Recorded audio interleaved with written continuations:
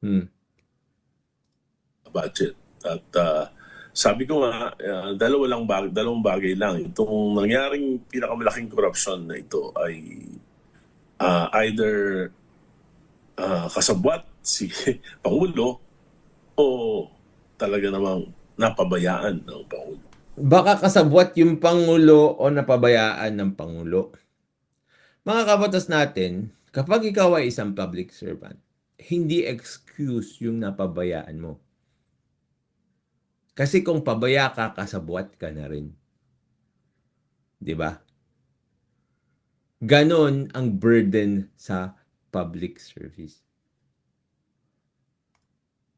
Bago tayo mag-commercial break, Congressman, nakuha yung aking atensyon doon sa sinabi ninyo na Sabi ni Daniel Anthony Neri, dapat i-veto ni PBBM ang MAIFIP, Farm to Market Roads Fund, TUPAD AX, and bawasan ng DPWH budget.